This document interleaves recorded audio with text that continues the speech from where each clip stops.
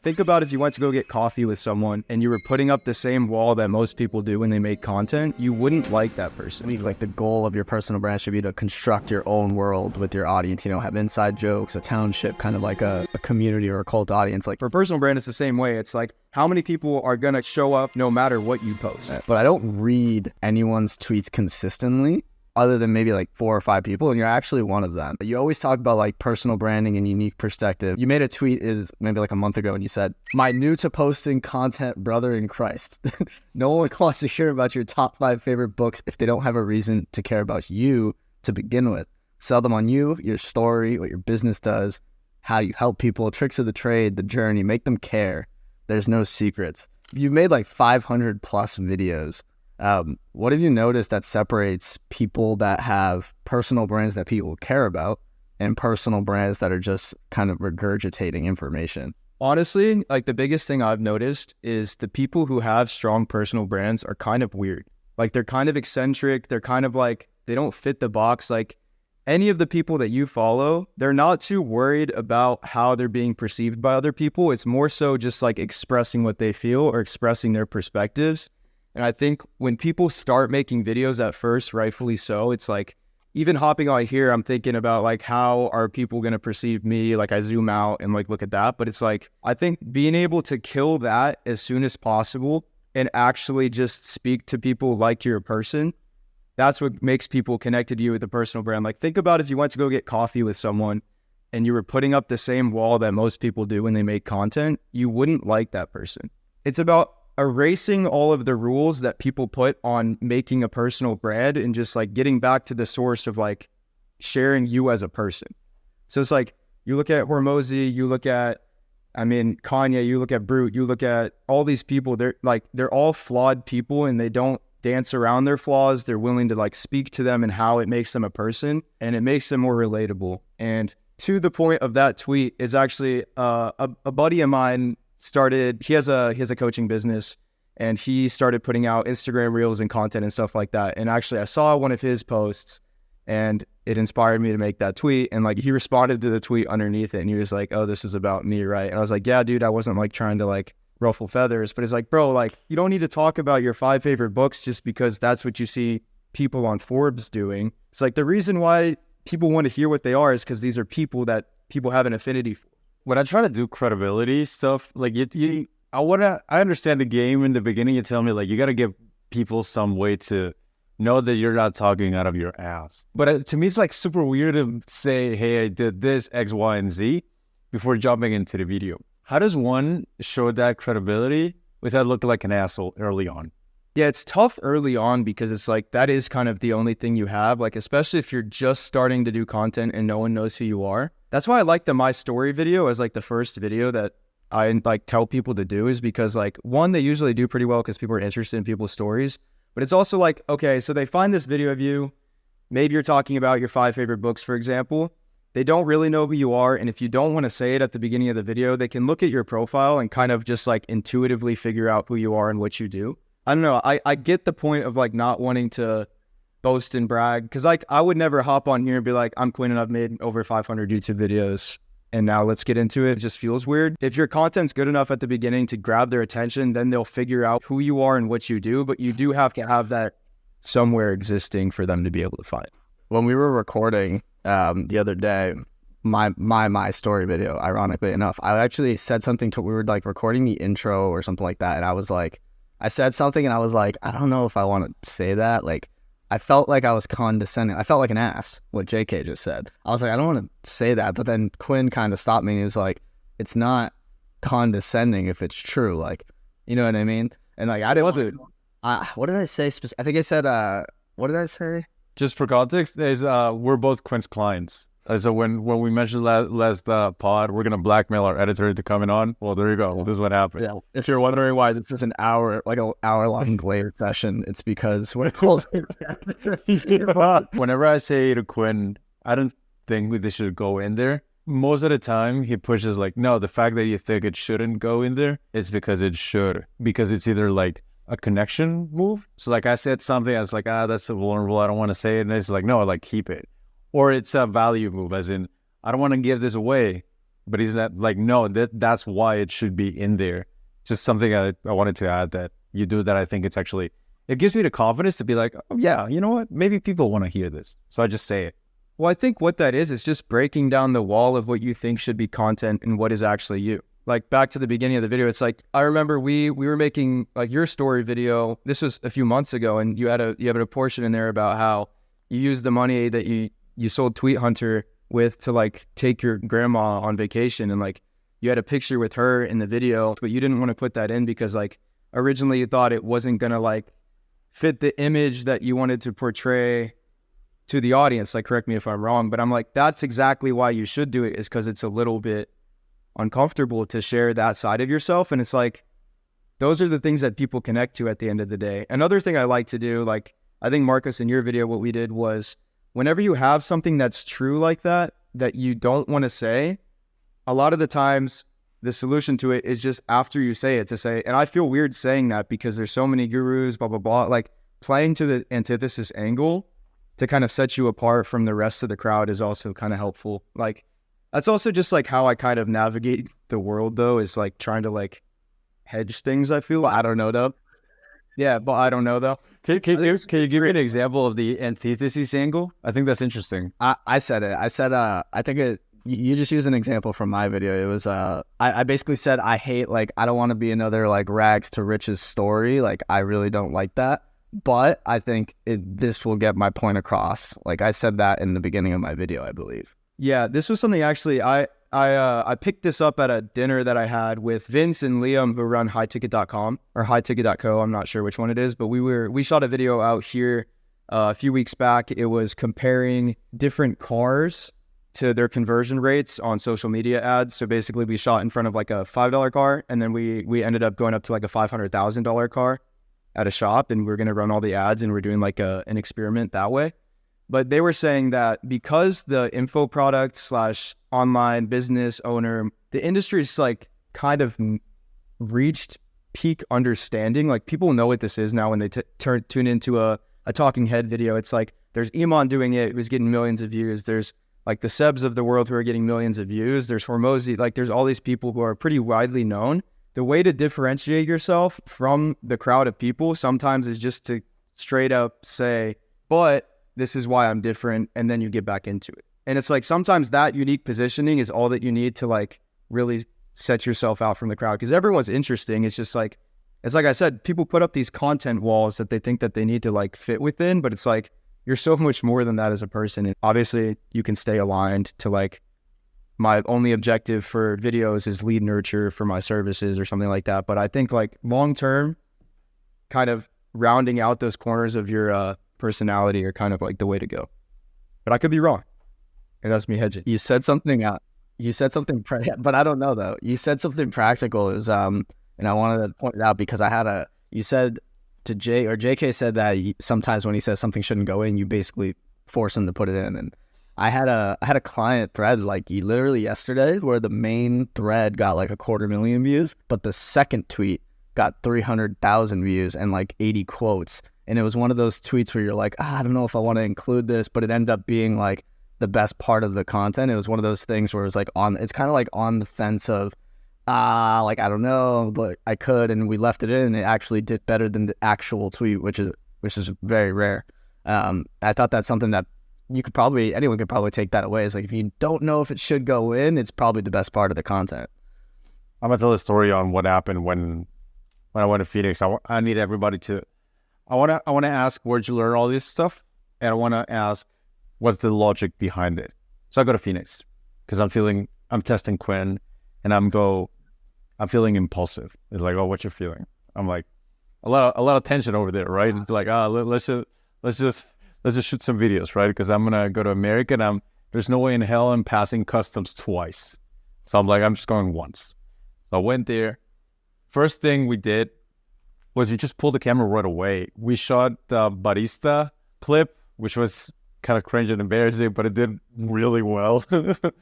Then we went to this venue, like not a venue, but just this place where you rented it for 5 hours and just sat behind the camera. And this is the attention to detail that I want people to understand.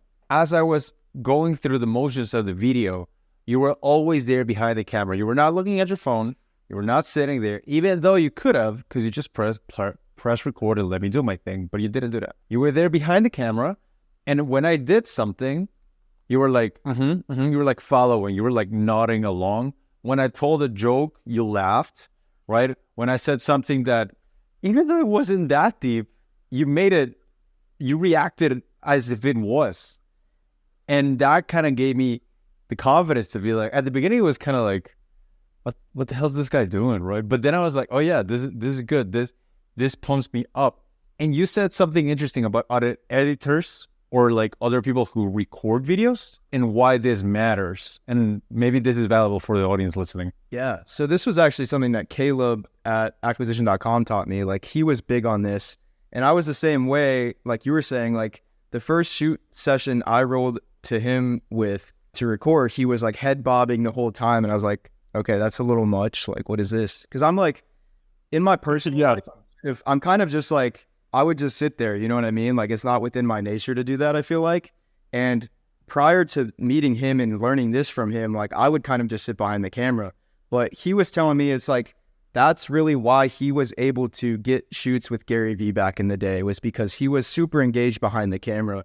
And like, ever since he was telling me that, like, at first I thought it was weird, but then it's like, recording content's weird. Like if you're someone sitting in front of a camera and then there's just someone on their phone like this behind, like you have no feedback loop. You can't, it's not a conversation, you know what I mean? So it's like being able to give visual feedback that what you're saying is either intriguing or like kind of like nudging you in directions without being annoying and stopping to say stuff every 5 seconds.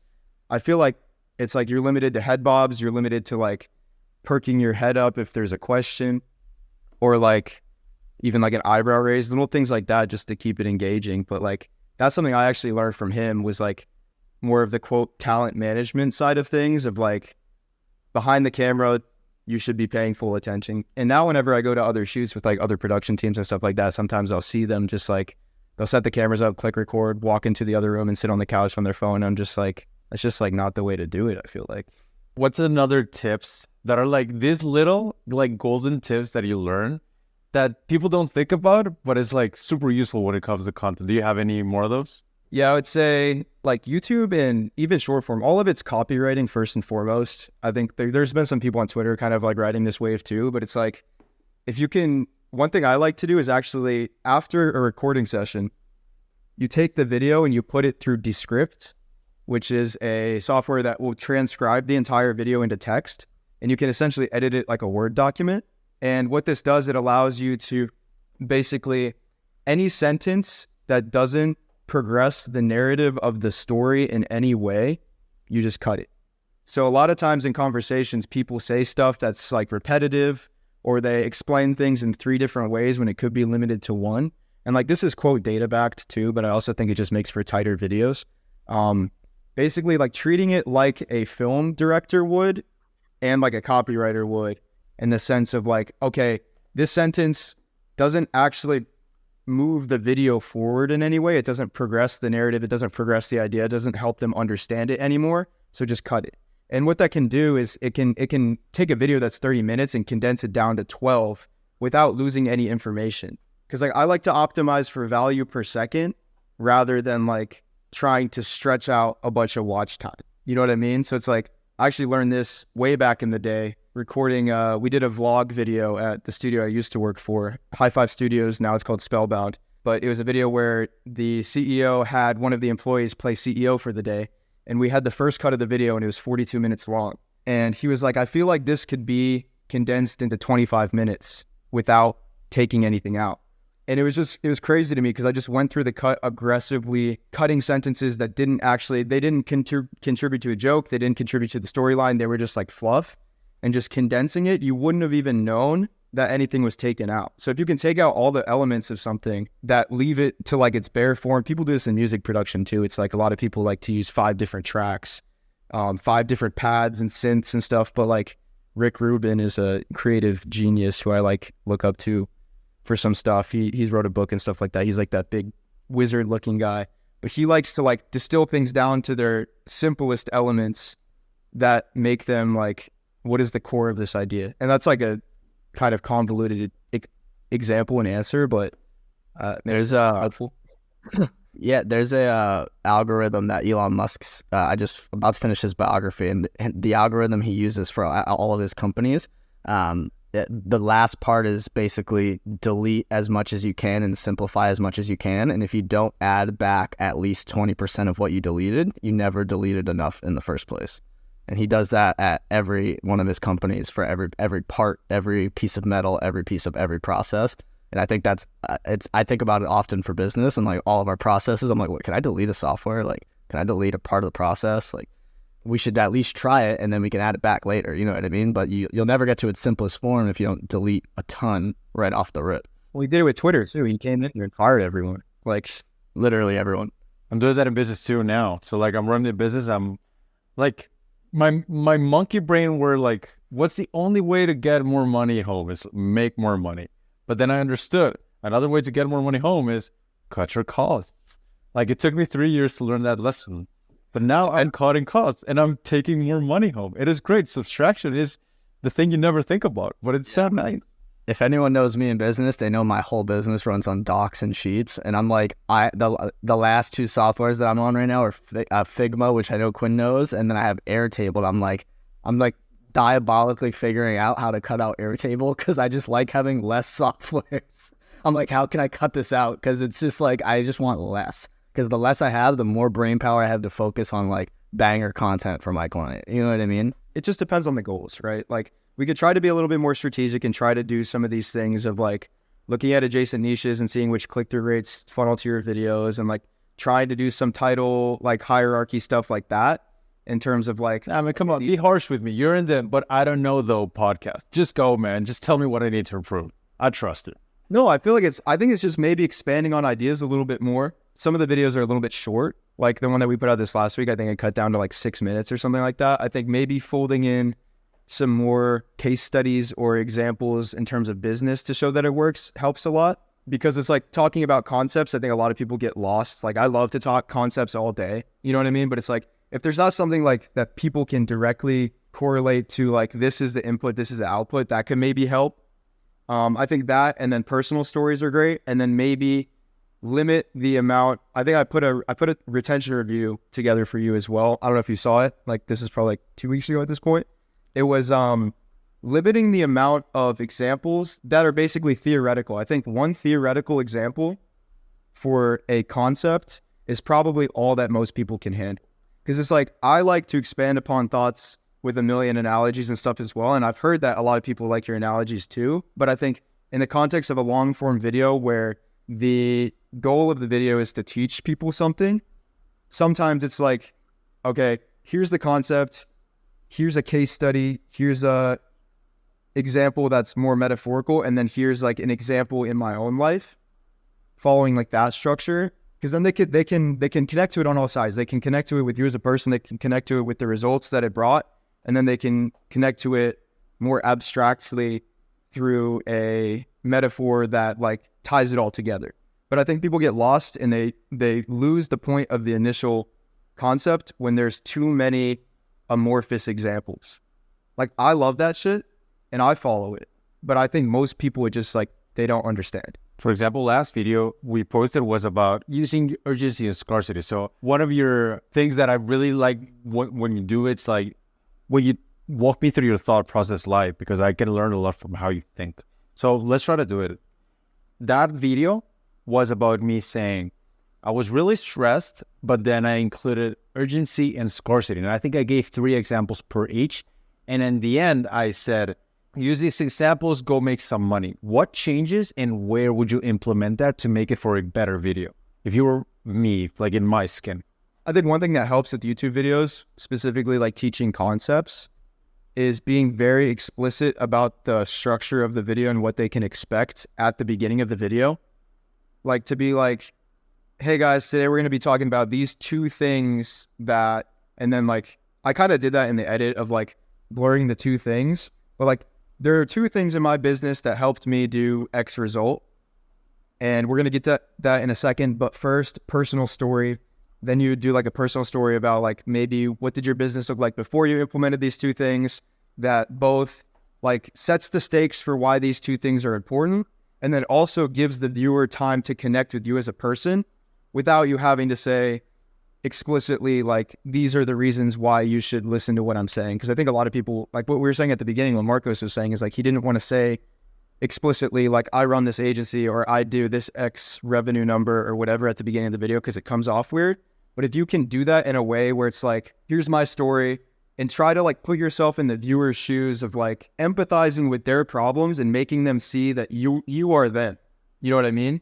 Because then what it does is it hinges the point of the video on those two concepts.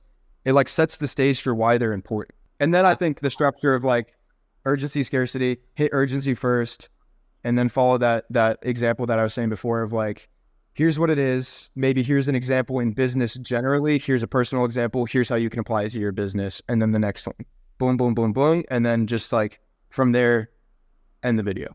How important is that structure? And like, how harsh do you kind of put it when it comes to, you know, hook, retain, reward, retention loops and stuff like that? Because when you hear Mr. Beast talk about YouTube, he talks about it like it's a science, right? But I also know that, you know, you're not working with people who are trying to be Mr. Beast. You're working with people who are trying to build a personal brand, not just like max virality. So how do you balance that? Because like when I think of a Mr. Beast video, like when he did the $1 versus like $1 million hotel, right? And he does, at the beginning, he does the open loop, like we're going to go underwater, we're going to go to this campsite, and then we went to like Japan and he's cutting the watermelon. He kind of previews the whole video and then gets into the video. And I also think of like, even on the thumbnail side, like Ryan Trahan, when he just did the 50 video game stats, like he was split testing thumbnails. Like how much stake do you put into the tactics and the science behind it and the actual personal brand? Like how do you balance that, especially for someone who's new like me? I think the differentiator is the personal stories. I think what a lot of people do who are beginners is they overemphasize on the structure and they basically just try to do the Mr. Beast format for everything. And like it comes off like very forced. But if you look at like the best speakers of all time, if you look like a Steve Jobs presentation, he's making these open loops. He's following a structure, but he makes it look effortless. There's a lot to be said about giving people expectations that are going to be fulfilled in the video. But if you can do those in kind of like an artful way where it's not like, in this video, we're going to be talking about this, and then we're going to go talk. It just depends on the objective of the video. Some videos are going to be completely story-based where it's like the hooks and rewards itself are the story. It's like setting up a micro problem and a micro solution, and then like the next chapter. It's more like more linear. But for conceptual videos, I think it's helpful to have some kind of roadmap for them to follow. That stuff used to slap. In this video, we're going to do this, and this. Like back in like 2014, I feel like the gamer videos, like the live, like you remember like the commentaries, like they would just do a gameplay and then they would record a voiceover after the fact and they'd just be like, in this video, I'm going to go 30-0 and get a nuke. And they would just get like 3 million views. Like I feel like YouTube used to be so much easier. I mean, it could still work. That's the thing. It's like for the pods, for example, we've started doing like, you guys do a recap of the pod at the beginning of the podcast. Because the podcast is more free-flowing in nature, it's like, how can we set the stakes for someone who's tuning into the pod who have maybe not seen it before? And then we're basically just hedging on the fact that they like you as characters enough to care about what you're saying, care about what you're thinking, and they like the dynamic enough to watch the whole video. So like that's more conversational, but it also like gives some context to what's about to be said. Like Iman does a good job of it, of like, all the visuals kind of like roadmap things, but he's kind of loosely talking. You know what I mean? It's not like super structured. It just depends on like how much you want to science it and how much you want to just like kind of be yourself. Because it's like, if all you do is eliminate it to only the science, then what's the differentiator for people to want to watch you? I don't know. Like maybe it's just the information so valuable, but it's like, most people don't even know what's valuable and what's not. So it's like, if you're hedging on your information being extremely valuable and you cut all the personal aspect, it's like, and your stuff better be like so good that... You said last week, like the goal of your personal brand should be to construct your own world with your audience, you know, have inside jokes, a township, kind of like a community or a cult audience. Like me and JK, I mean, was this episode 21 or something like that? Like we've gotten to the point now where we have inside jokes like in our podcast, because it's just like, it's just stuff that naturally comes up. We don't do it on purpose, but I feel like that could be like a differentiator. It's like your little quirks, and you know, it maybe takes a little bit longer because you're not max optimizing for retention. Like unless you want to be another Mr. Beast, like you can have those inside jokes and kind of build up a community of people. That's why I like the podcast. It's like the podcast format's so good because it's like you can do the more structured top of funnel, in quotes, like talking head videos that are more informational, and you can try to maximize for, like, the objective of these videos is to get seen and to prove your competence and to share tactics. And then it's like, okay, if you like this guy enough because he shows X amount of his personality in these videos, you can hop over to the podcast where you can see him in discussion format. You know what I mean? And then you can build that community and build like that. And I've seen people like comment on the podcast now, and it's kind of cool to see like the traction is starting to get from people who like watch and tune in every week. You know what I mean? But I think that's where the power is. It's like in a brand, your power is in your CLTV, like your lifetime gross profit per customer. And it's like for a personal brand, it's the same way. It's like how many people are going to show up no matter what you post. One thing connected when you were speaking. So there's this guy named Rob O'Rourke on Instagram. He has this kind of thing he does it with his reels. It's talking head with a twist. So it's like he's a freelancer coach. So he's pretending to be a freelancer newbie, and then he switches angles, and then he becomes the coach. And that's kind of his thing, which is, I like that when we ask you for questions like, what do you think works best here? It's like, you. Nothing else. You work best here. So what I've found from listening to you is, we have a format that we pull when engagement's kind of low on YouTube, which is like writing tweets live, baby. That's what we're going to do this week. It's always going to work. You're right. So it's like, I think and when you said about the 30 whatever minutes working out uncut, I feel like everyone should have kind of this theme that recurrently sticks that you've identified that's yours. And you don't milk it. You don't do it every day, but at once a month or twice, it works well. So it's just, I don't know. It's just kind of one takeaway I got from this pod and listening to you talk. I did an idea out. It's like maybe like a year and a half ago. It's in my unlisted stream. So I used to live stream, and one of the things I tried streaming was building an agency to 10K a month live, and I did it for like 4 days in a row. And I ultimately stopped, but I realized now that I just did it wrong. But what I was doing was I was live streaming what I was doing. Was I sending cold DMs? Was I writing tweets for clients? Was I building SOP? Like, what was I doing, right? What ultimately happened is I had to keep putting on lo-fi backgrounds because I couldn't show them the work I was doing for clients because it was confidential, and I couldn't show them the people I was yelling because then they would steal my leads. So I was like, I can't share anything. What I should have done, what I didn't realize, is I should have had like a camera maybe behind me and like not so that they can't see the screen, but I could talk them through it. But I was essentially going to live stream myself all day, every day, building an agency. And I actually saw someone recently doing it on YouTube, which is what brought it back to the front of my brain. But it was an idea I had like 2 years ago, and it was one of those raw, uncut things. And I bet if I stuck with it and did it right, I would have blown up. But it was an interesting idea. And that's sick. Quinn, now you're doing you're kind of like, I mean, you got us both as clients, you're building your brand. Why now? Why? Because you've worked with the other studio before. Why now, Quinn? Why is he coming to light now? I just think it was time. It's like, I don't know, if it wasn't now, then when would it be? You know what I mean? Like, there's so many people on both sides who are like, oh, if you stay in this opportunity for X amount of time, like this will happen, that will happen. I kind of just played it out. I was like, okay, I can move up at this company, be known for these things, do this kind of stuff. And like, do I really want that? And then I would like compare it to other people in the industry who have done similar things. Like D-Rock at Gary Vee, he's like his number one guy. And he's very well respected within the personal branding community and very well respected in like this space. It's like, that's not really what I wanted to do. I kind of have like more aspects. Like, it's probably from a business perspective, it might have been smart to like, you know, stick somewhere longer and do all that kind of stuff. But like, I have this creative bug that I've always had to like try different things and to, you know, I like to produce music. I like to do this stuff. I like architecture and I like cars and design. And I just wanted to kind of experiment with that a little bit more while still being able to like work with cool people that I like, you know what I mean? So it's like, that's what the next chapter is for me, is like focusing on you guys, honestly, and then like keeping the agency relatively small so that I can like build the fantasy factory. Like, I'm looking at, I put in a application for a commercial space out here in Phoenix.